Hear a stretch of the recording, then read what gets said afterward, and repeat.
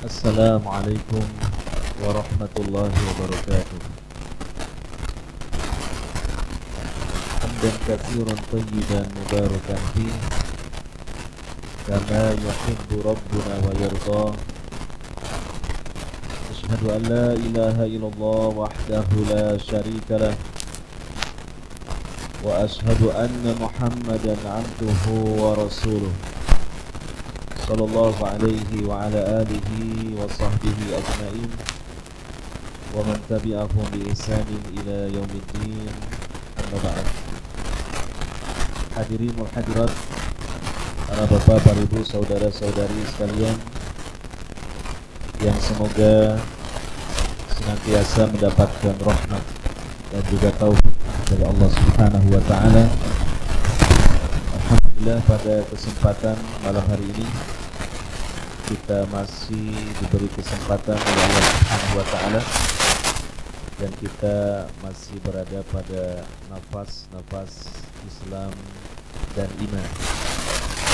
Dan juga pada kesempatan malam hari ini kita bersyukur kepada Allah Subhanahu wa taala karena kita dimudahkan oleh Allah Subhanahu wa taala untuk hadir berkumpul di majelis ilmu ini, majelis yang insyaallah diberkahi oleh Allah Subhanahu wa taala. Hadirin wa hadirat yang dimuliakan oleh Allah Subhanahu wa taala, kajian kita pada kesempatan kali ini kita bersama-sama akan mengkaji kembali kandungan ayat-ayat Al-Qur'an. Sebagian di antara kita mengatakan bahwa itu adalah baca Al-Quran saja.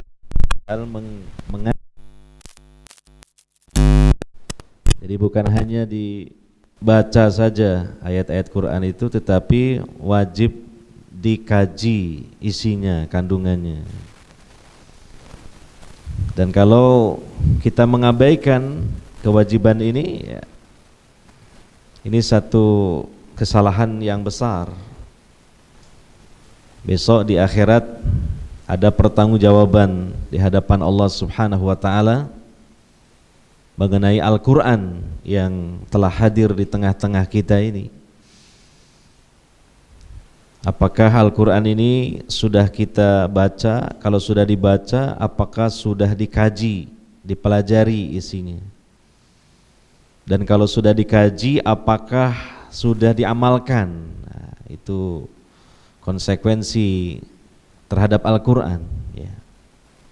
Maka pada kesempatan malam hari ini kita berusaha setidaknya menggugurkan satu kewajiban dari Allah Subhanahu wa taala terhadap Al-Quran, yaitu kita mengkaji isinya supaya memahami kandungannya. Kita masih membahas surah Ali Imran.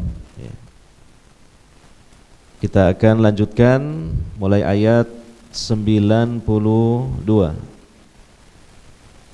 di mana Allah Subhanahu wa taala berfirman, A'udzu billahi minasyaitonir rajim. Lan tanalul birra hatta tunfiqu mimma tuhibbun. Wa ma tunfiqu min syai'in fa innallaha bihi alim. Tidaklah kalian sampai kepada kebaktian atau kebaikan. Maksudnya kebaikan yang sempurna,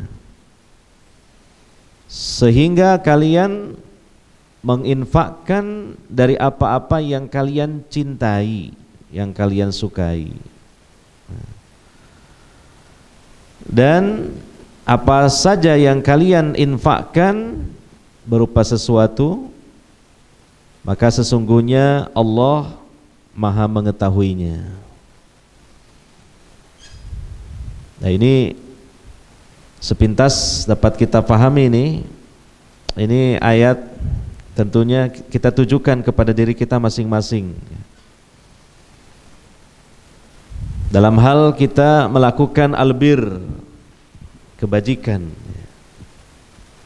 Kebaikan ini seperti dijelaskan oleh sebagian dari para ulama, misalnya Syekh Utsaimin rahimahullah taala dalam Syarah Riyadhus Shalihin, ketika albir dalam satu ayat atau hadis digandeng dengan takwa, maka memiliki makna sendiri-sendiri, ya, seperti yang difirmankan oleh Allah dalam surah Al-Maidah, ya, wa ta'awanu 'alal birri wat taqwa, dan bekerjasamalah kalian dalam albir dan at-taqwa.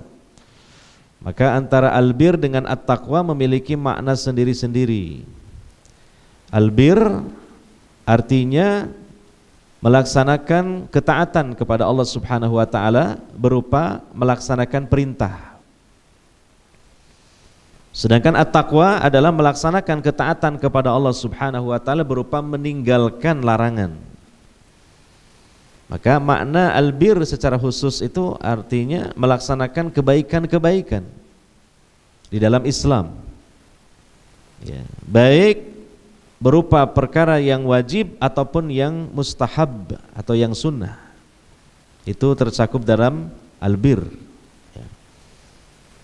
Nah, maka dalam masalah infak, ya, menginfakkan sebagian harta yang telah Allah rizkikan kepada kita, itu belumlah kita mencapai, ya, tingkat infak yang tinggi dalam pandangan Allah Subhanahu wa taala, sehingga kita menginfakkan apa-apa yang kita sukai, yang kita cintai, ya. Ini adalah tingkatan infak yang tinggi, tingkatan infak yang afdal.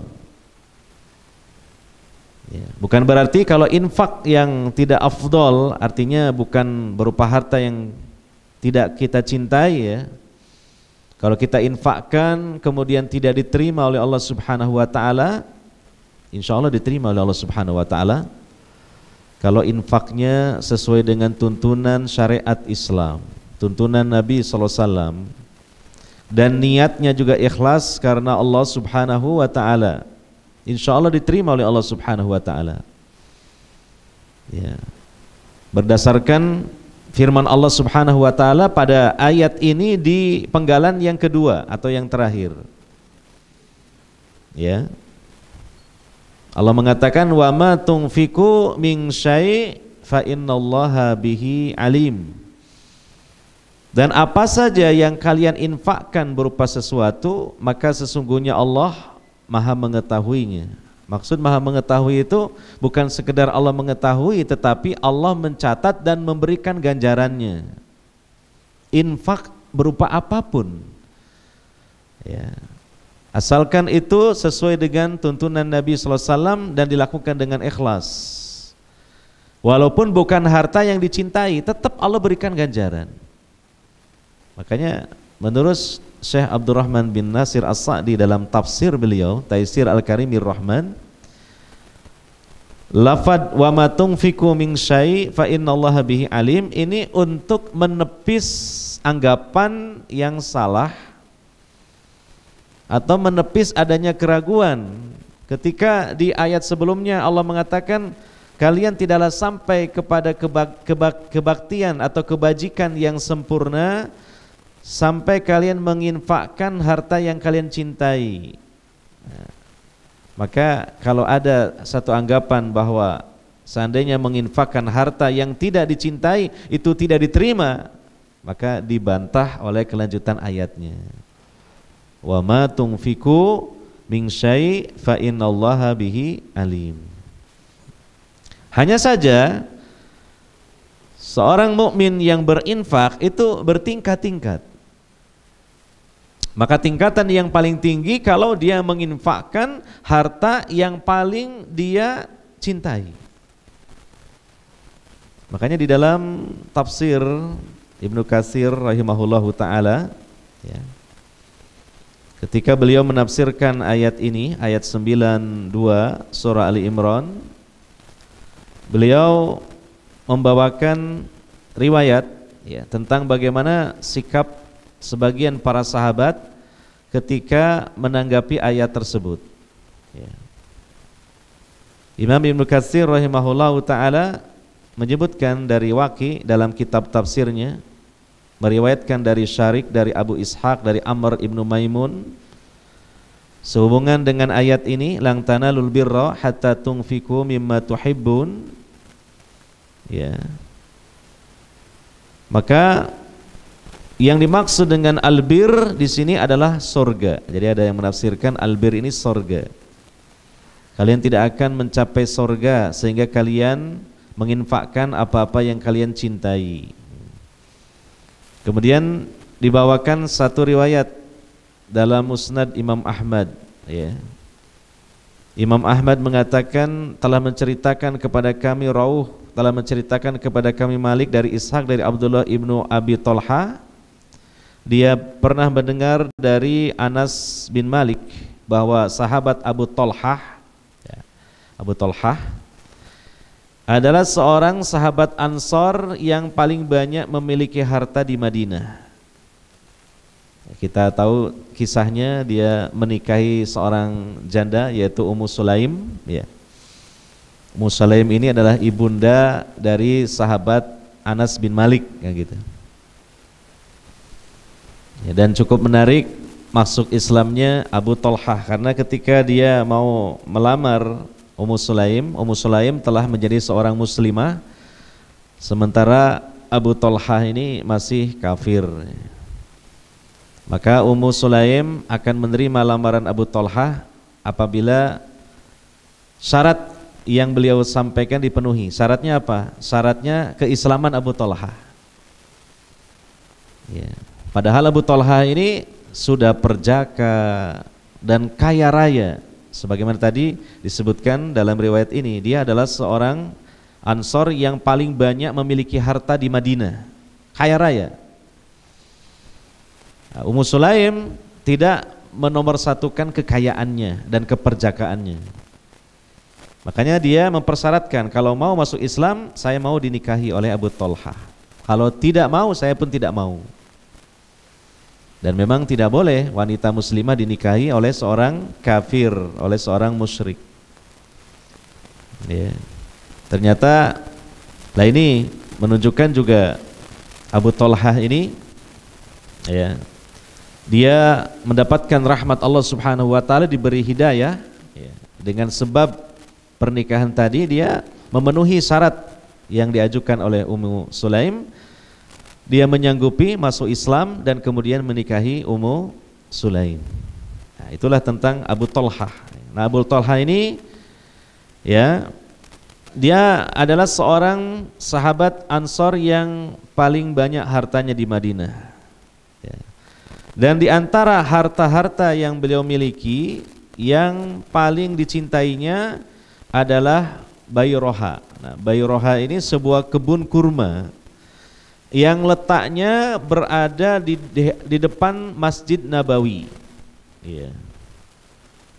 Bayroha ini adalah satu kebun yang sangat subur tanahnya, dan tumbuhlah pohon-pohon kurma yang sangat subur dengan buah-buahannya yang lebat.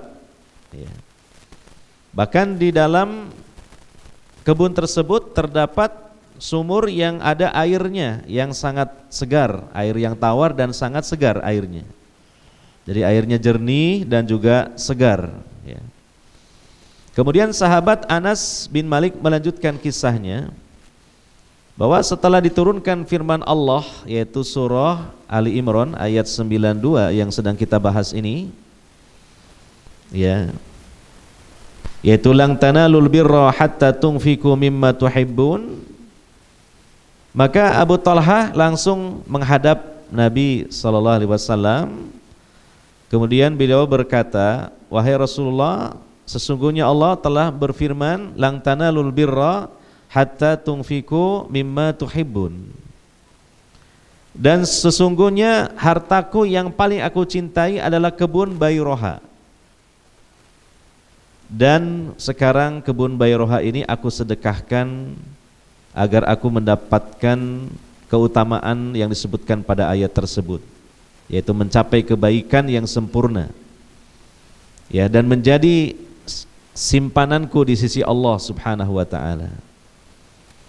Maka aku memohon kepada engkau wahai Rasulullah untuk menerima, ya, kebun Bairoha ini dan kemudian dipergunakan menurut apa yang ditunjukkan oleh Allah kepada engkau wahai Rasulullah. Maka Rasulullah SAW mengatakan, wah, ini adalah harta yang sangat menguntungkan. Ini harta, ya, yang sangat menguntungkan dan aku telah mendengarnya. Tetapi aku berpendapat hendaknya kamu memberikannya kepada kaum kerabatmu. Maka kemudian akhirnya, ya, Abu Talhah ini menginfakkan kebun Bairoha ini kepada kerabatnya, disedekahkan kepada karib kerabatnya. Nah, ini langsung dipraktekkan oleh seorang sahabat, yaitu Abu Talhah. Punya harta yang banyak, dari sekian harta yang paling dia cintai itu kebun Bairoha tadi, yang letaknya persis di depan Masjid Nabi. Kalau kita misalnya melaksanakan haji, umroh, kemudian ziarah ke Madinah, ya, dan tentunya kita juga ziarah ke Masjid Nabawi. Nah, di sekitar itulah ada dulu tempat atau kita menyebutnya situs. Di situ ada kebun yang dimiliki oleh sahabat Abu Talhah dan sangat dicintai oleh beliau. Dan Nabi pun sering juga masuk ke kebun itu untuk mengambil airnya yang segar dan meminumnya. Sudah posisinya juga sangat bagus, ya. Jadi di depan Masjid Nabi gitu kan. Lahannya, tanahnya sangat subur, pohon-pohon kurma yang ditanam di situ tumbuh dengan sangat subur dan menghasilkan buah-buahan kurma yang sangat-sangat berkualitas. Nah, demi mengetahui, Nabi SAW mendapatkan wahyu dari Allah Subhanahu wa taala. Diturunkannya ayat 92 dalam surah Ali Imran. Maka bersegeralah Abu Talhah menghadap Nabi SAW dan mengatakan, Bairoha ini saya infakkan di jalan Allah melalui engkau wahai Nabi. Ternyata Nabi SAW kemudian mengatakan, sebaiknya kamu infakkan saja untuk karib kerabatmu. Nah, jadi Nabi memberikan bimbingan bahwa, ya, infak, sedekah, ya, maka didahulukan kepada orang-orang yang dekat, yang mungkin diantara mereka ada yang kesusahan. Nabi SAW dalam hadis mengatakan, ibda biman ta'ul.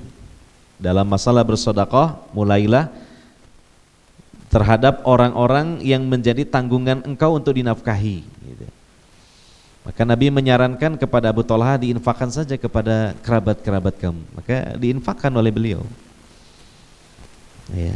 Nah, ini sebagai realisasi atau mengamalkan itu tadi, ya, ayat Al-Quran tadi, ya, luar biasa, ya. Itulah bagaimana hirasnya para sahabat, hirasnya mereka di dalam melakukan kebaikan, dan, ya, mereka betul-betul mengutamakan, ya, negeri akhirat daripada negeri dunia. Termasuk juga dalam riwayat yang lain, sahabat Ibnu Umar radhiyallahu anhuma demi mendengar Nabi SAW mendapatkan ayat 92 surah Ali Imran,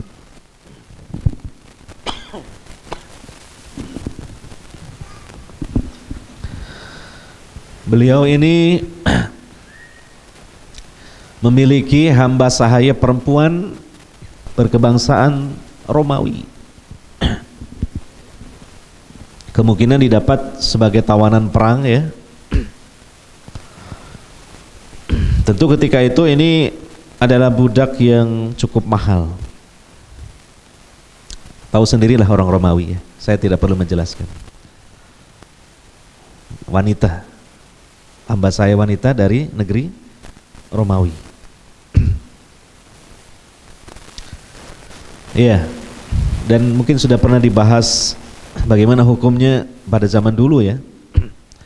Seseorang memiliki budak wanita. Itu betul-betul dimiliki seutuhnya, lahir batinnya. Bukan hanya digunakan tenaganya, tetapi yang lain-lainnya. Nah, sahabat Ibnu Umar ketika mendengar Nabi SAW mendapatkan ayat ini dari Allah Subhanahu Wa Taala, ya, beliau langsung memerdekakan budak perempuan yang beliau miliki ini. Padahal itulah harta, ya, dari Ibnu Umar yang paling disukai dan dicintai. Kok kira-kira kita gimana kalau gitu? Makanya ya kita menyebut diri kita salafi, salafiyun itu ya bukan berarti sebandinglah dengan salaf dulu, ya, salafus saleh, ya masih jauh lah. Dalam segala hal jauh lah. Tetapi setidaknya kita menjadi makmum kepada mereka, mengikuti jejak langkah mereka dalam beragama. Tapi kalau kemudian kita merasa sepadan dengan mereka, ya sepertinya belum, sangat jauh ya gitu. Contoh ketika diuji dengan turunnya ayat ini, bagaimana respon para sahabat? Wah, luar biasa. Kita sepertinya tidak mampu begitu. Ya. Kalau infak ini malah dipilih mana yang paling disukai gitu loh. Bayangkan. Bukan yang tidak kita sukai gitu. Nah, ini kita punya harta yang banyak, mana yang paling jelek, mungkin kita infakkan yang itulah. Atau paling banter mungkin yang sifatnya pertengahan gitu ya. Dia tidak, bukan paling jelek tapi bukan paling bagus gitu ya. Bukan paling murah, bukan pula yang paling mahal gitu lah. Paling begitu. Tapi kalau sebagian dari sahabat Nabi ini ya betul-betul memang luar biasa. Kita merasa kagum dengan keimanan mereka, dengan ya hirsnya mereka untuk mendapatkan keutamaan di akhirat, sehingga bagi mereka dunia ini begitu kecil dalam pandangan mereka gitu. Contoh Abu Thalhah tadi, atau bahkan Ibnu Umar tadi lebih hebat lagi saya kira. Ya, malah dimerdekakan, tujuannya ya untuk mendapatkan pahala dari Allah Subhanahu Wa Taala. Bentuk infaklah kepada budak itu, dimerdekakan sudah, digratiskan untuk merdeka gitu. Bukan dijual, bukan, dimerdekakan langsung. Nah ini ya.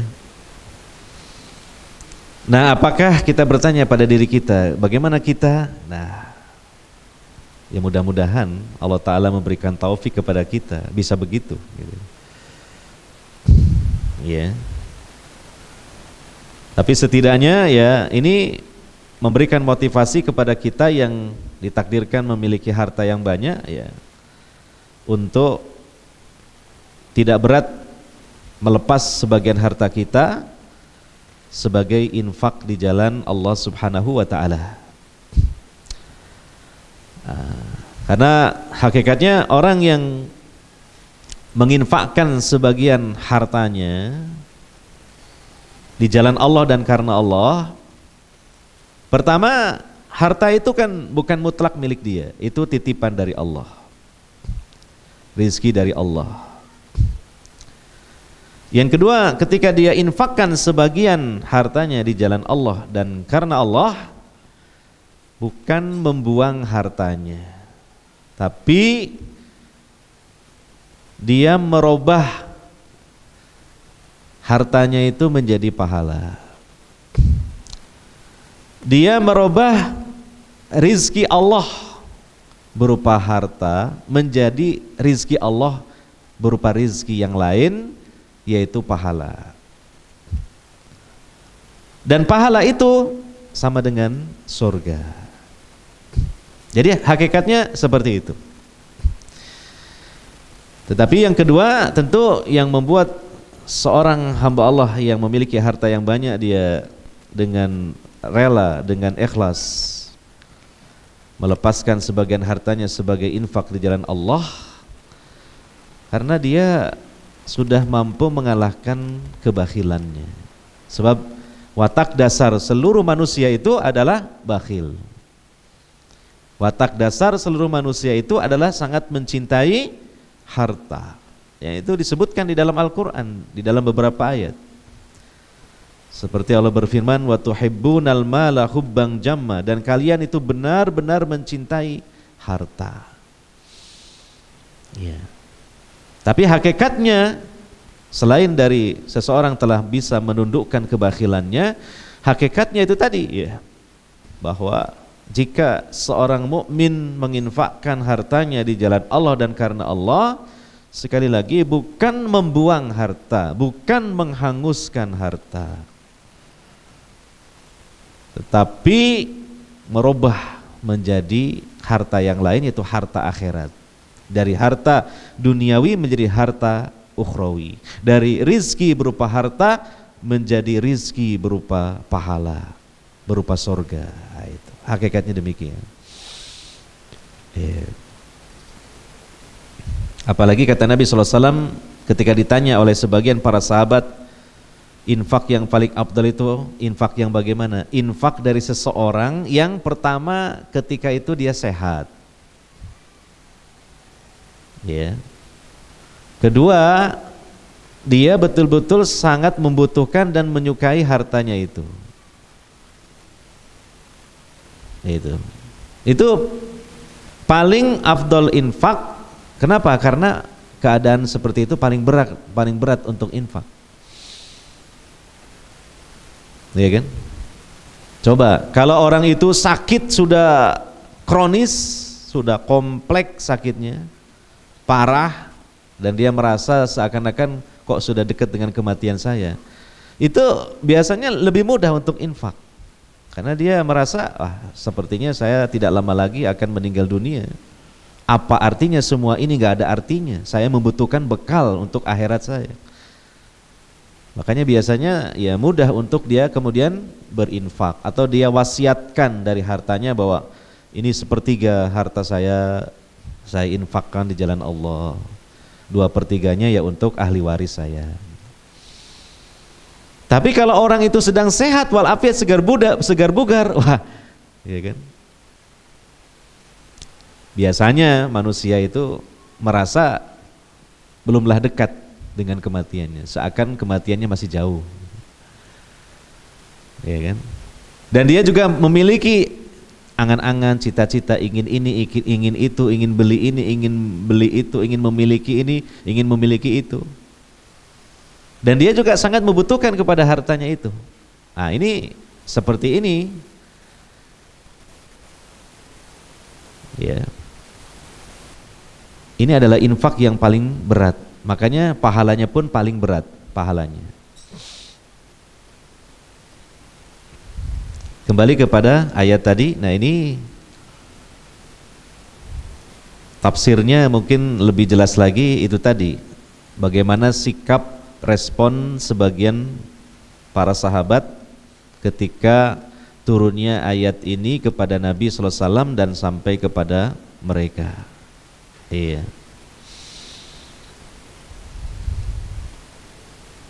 Hadirin wal hadirat yang dimuliakan oleh Allah Subhanahu wa taala, kita tinggalkan ayat 92 beranjak ke ayat selanjutnya yaitu 93. Allah Ta'ala berfirman, pembahasan yang lain, tema yang lain ya. Kullu ta'ami kana hillal li bani Israila. Seluruh makanan itu pada awalnya halal bagi Bani Israel. Illa ma harrama Israilu ala nafsihi, melainkan apa yang diharamkan oleh Israel. Siapa Israel? Nabi Yakub. Israel itu Nabi Yakub. Ya, orang-orang Yahudi kan senang menisbatkan diri mereka kepada Israel, mereka bangsa Israel. Padahal mereka tidak mengikuti Israel, tidak mengikuti agamanya Nabi Yakub. Ya, maka mereka lebih layak disebut Yahudi saja lah, bukan Israel. Karena Israel itu Israel itu Nabi Yakub. Mana dalilnya? Ini di ayat 93 surah Ali Imran. Nama lain dari Nabi Yakub itu adalah Israel. Berarti kalau Bani Israel adalah anak keturunan Nabi Nabi Yakub. Ya. Kita ulangi lagi, semua makanan pada awal mulanya halal bagi Bani Israel, kecuali apa yang diharamkan Israel yaitu Nabi Yakub terhadap dirinya. Sebelum min qabli an tunazzala Taurah, sebelum diturunkannya Taurah. Ya. Qul katakanlah Muhammad, fa'tu bitaurati, maka datangkanlah oleh kalian Taurah itu, kitab Taurah. Fatluha, dan bacalah oleh kalian kitab Taurah itu, in kuntum shadiqin, jika kalian orang-orang yang benar. Ayat ini kalau belum diterangkan melalui tafsir kan tidak mudah dipaham begitu saja ya ayat ini. Maka kita coba untuk jelaskan supaya lebih mudah untuk dipahami maksud dari ayat ini, ayat 93 surah Ali Imran ini. Ayat ini membantah terhadap orang-orang Yahudi ya, atau orang-orang Bani Israel ya, di mana mereka mengatakan bahwa di dalam syariat dan hukum-hukum Allah itu tidak ada perubahan, tidak ada istilahnya nasakh. Ya. Mereka mengkritik Nabi Isa dan juga Nabi Muhammad SAW bahwa pada kitab keduanya yaitu Injil dan Al-Quran sudah ada perubahan-perubahan hukum Allah. Ya, ada yang dulu diharamkan ternyata dihalalkan dalam Injil, dalam Al-Quran, atau mungkin sebaliknya. Jadi mereka menentang adanya istilah nasakh, perubahan hukum dalam syariat Allah. Iya. Maka Allah bantah ya, bahwa di dalam kitab Taurat sendiri ada perubahan hukum, bukan hanya dalam Injil dan Al-Quran gitu. Ya, ini memang diskusinya agak serius ya ini, semacam begini nih ya. Ya, terkadang kita ikut ngaji itu ya juga agak meteng-teng untuk mikir gitu kan. Iya. Jadi saya ulangi itu tadi, ada subhat atau keyakinan yang salah dari orang-orang Yahudi bahwa dalam syariat Allah tidak ada nasakh, tidak ada perubahan. Di Injil, di Quran itu ada kesalahan, kok merubah dari kitab suci Taurah sebelumnya. Taurah kan diturunkan sebelum Injil dan Al-Quran. Ya. Nah, maka Allah bantah. Dalam Taurah sendiri ada perubahan masalah hukum makanan-makanan. Ya, di mana Allah Ta'ala menjelaskan di ayat 93 tadi, pada awalnya seluruh makanan itu halal untuk Bani Israel kecuali yang diharamkan oleh Nabi Yakub untuk dirinya sendiri, yaitu sebelum diturunkannya Taurah. Apa yang dimaksud dengan kecuali apa yang diharamkan oleh Nabi Yakub untuk dirinya sendiri? Itu disebutkan dalam riwayat yang sahih bahwa Nabi Yakub itu ya pernah terkena satu penyakit ya. Ya, semacam penyakit yang menyerang dari saraf-sarafnya sehingga sebagai mungkin kurang lebih seperti orang yang lumpuh begitulah. Akhirnya kemudian beliau bernadar, kalau penyakit ini sembuh, saya tidak akan memakan makanan berupa binatang dan minuman yang paling saya sukai, yaitu daging onta dan susunya. Dia bernadar seperti itu. Ternyata Allah Subhanahu wa Ta'ala memberikan kesembuhan kepada Nabi Yakub ini. Akhirnya betul-betul beliau menjauhi yang namanya makanan kesukaannya dan minuman kesukaannya, yaitu daging onta berikut susu onta. Jadi itu saja pada awalnya sebelum diturunkannya apa? Taurah. Sehingga kesimpulannya seluruh binatang, seluruh makanan ya dihalalkan untuk Bani Israel. Itu sebelum diturunkannya Taurat. Nah, tapi setelah diturunkannya Taurat, Allah Subhanahu wa taala kemudian tidaklah menghalalkan semua makanan untuk Bani Israel.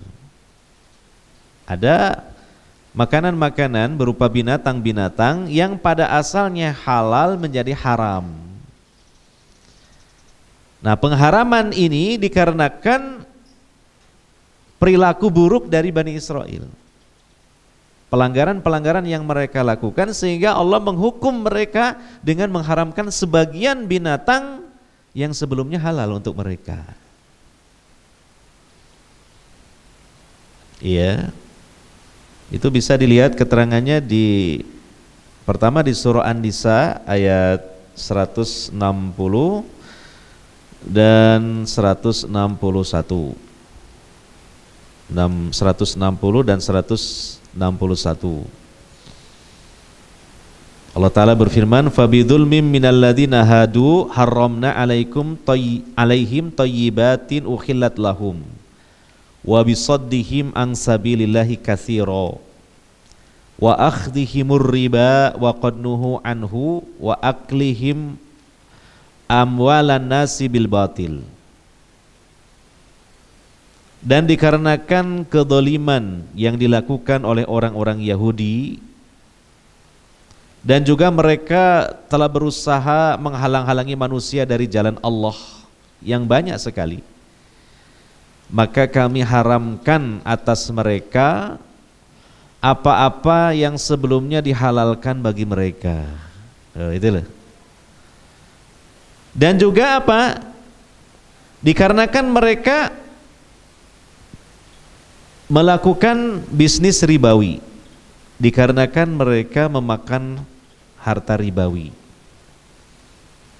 memberlakukan ya bisnis ribawi, padahal itu telah dilarang bagi mereka ya, wa akhdihimur riba wa qadnuhu anhu wa aklihim amwalan nasi bil batil, karena mereka menjalankan bisnis riba ya, padahal itu telah dilarang untuk mereka. Jadi larangan riba itu sejak dulu kala ya, bukan hanya pada syariat Nabi Muhammad sallallahu alaihi wasallam saja gitu. Sejak dulu. Ya mungkin sejak awal mula kemunculannya riba sudah kemudian Allah larang ya. Di antaranya yang terjadi pada Bani Israel gitu. Dan mereka memakan harta manusia dengan cara batil. Nah, itulah kesalahan-kesalahan mereka. Akhirnya Allah hukum dengan mengharamkan sebagian apa-apa yang sebelumnya dihalalkan. Kalau syariat kita Islam yang dibawa oleh Nabi Muhammad SAW ya, kalau ada hal-hal yang diharamkan itu bukan hukuman buat kita, tapi justru supaya kita terhindar dari mudorot. Itu bedanya di situ.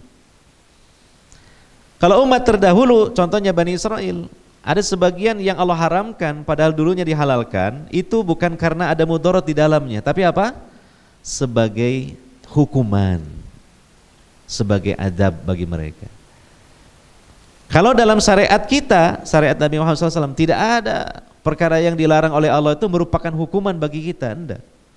Tapi justru itu bentuk rahmat Allah. Karena apa yang Allah haramkan dalam syariat kita pasti mengandung atau mengundang mudorot, pasti. Makanya ditetapkan oleh para ulama usul fikih ada satu kaedah, ad-dinu mabniun 'alal masalih fi jalbiha wa daf'i lil qabaih. Agama Islam ini dibangun di atas maslahat-maslahat. Dalam rangka untuk mendapatkannya ataupun menghindarkan dari mudorot-mudorot. Maka pasti setiap apapun syariat Allah dalam agama Nabi Muhammad SAW ini ya, yang itu berupa larangan, pasti karena mengandung atau mengundang mudorot. Bukan hukuman bagi umat Nabi Muhammad SAW, bukan. Iya. Nah ini satu keistimewaan umat Nabi Muhammad SAW. Kalau umat terdahulu ada yang dilarang oleh Allah itu berupa apa? hukuman.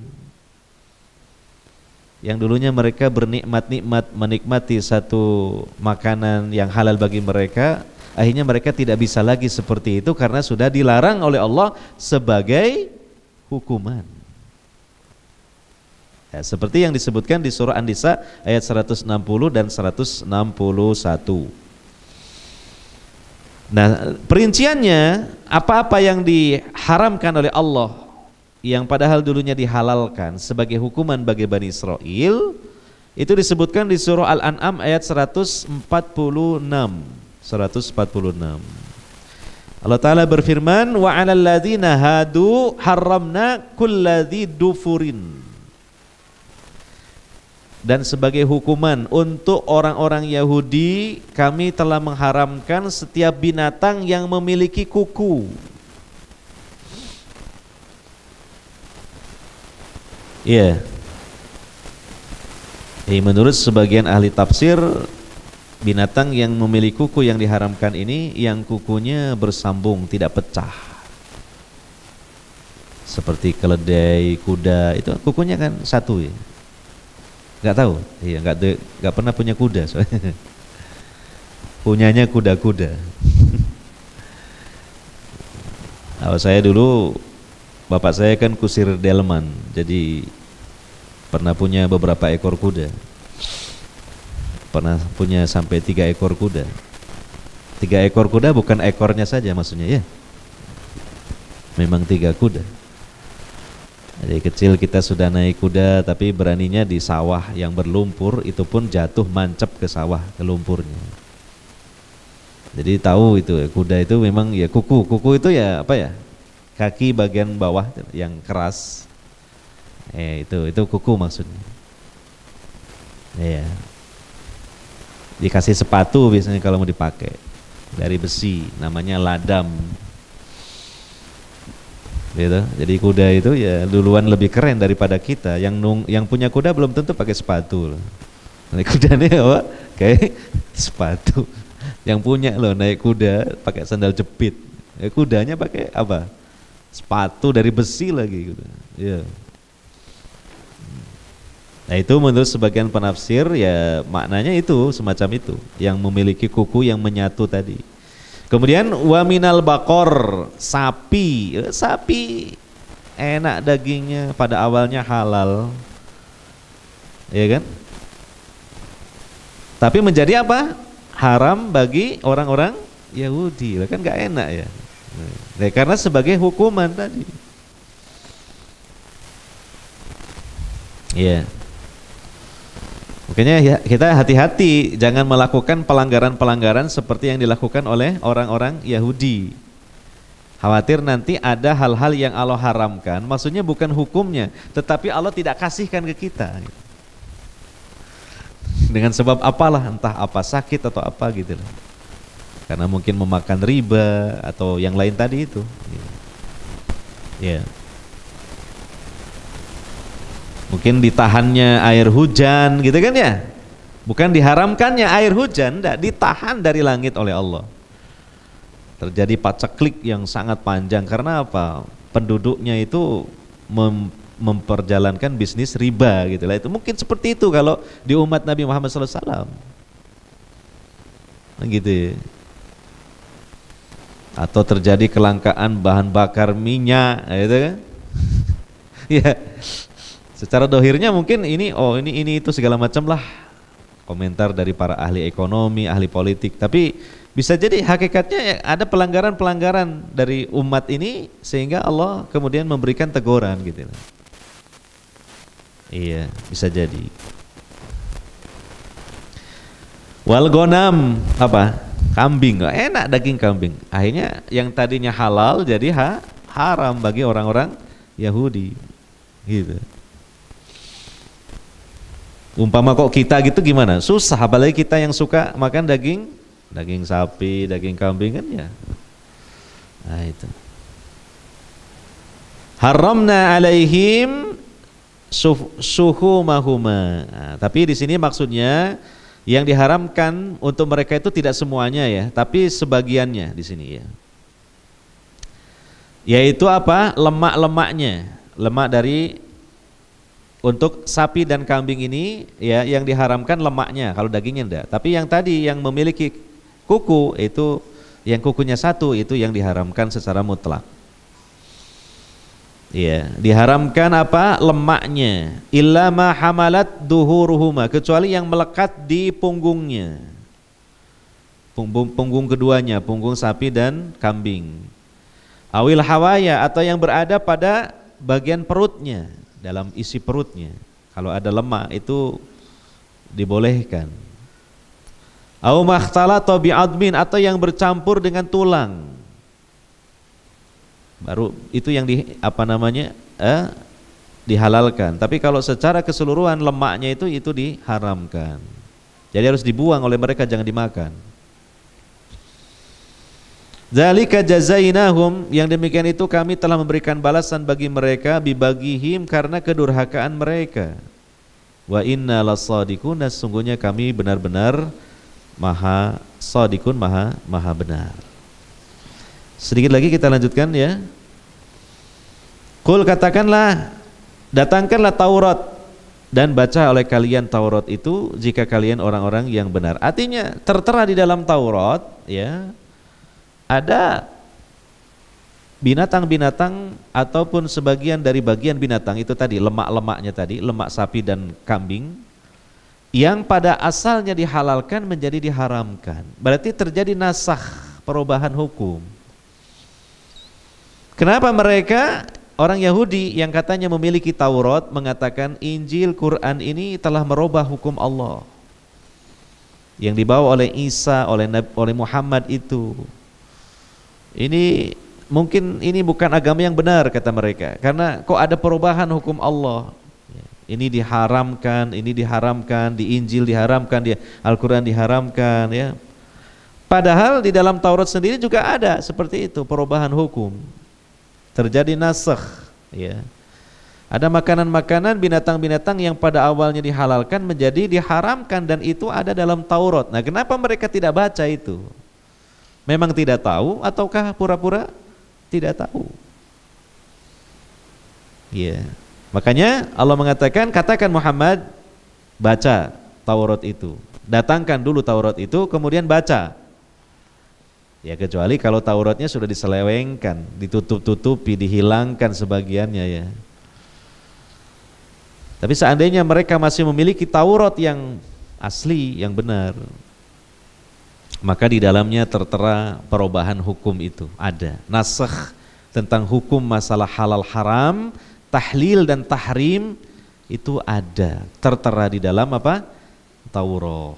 Nah, jadi ini sebenarnya ayat ya membantah satu anggapan dari orang-orang Yahudi. Memang kalau kita pelajari ya, mulai dari dulu surah Al-Baqarah juga ada, surah ya, Ali Imran terutama ini membantah dari keyakinan-keyakinan yang salah yang terdapat pada orang-orang Yahudi dan juga orang-orang Nasrani.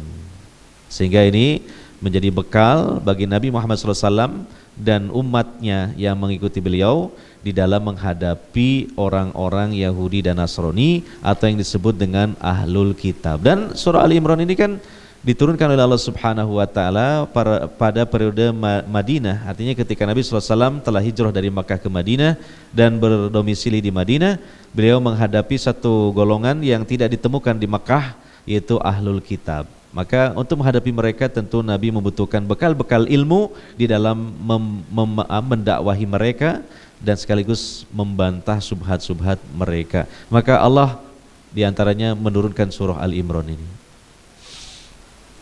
Hadirin wal hadirat yang dimuliakan oleh Allah Subhanahu wa taala, mungkin ini saja yang dapat kita pelajari pada kesempatan kali ini, karena sudah dari tadi ya datang waktu sholat Isya ya. Semoga bisa dipahami dan menambah keilmuan kita, terutama di dalam memahami kandungan ayat-ayat suci Al-Quran. Demikian, tidak ada pertanyaan ya. Kita akhiri dengan doa, subhanakallahumma wa bihamdika asyhadu alla ilaha illa anta astaghfiruka wa atubu ilaik. Wassallallahu ala nabiyyina Muhammadin wa ala alihi wa sahbihi ajmain. Wassalamualaikum warahmatullahi wabarakatuh.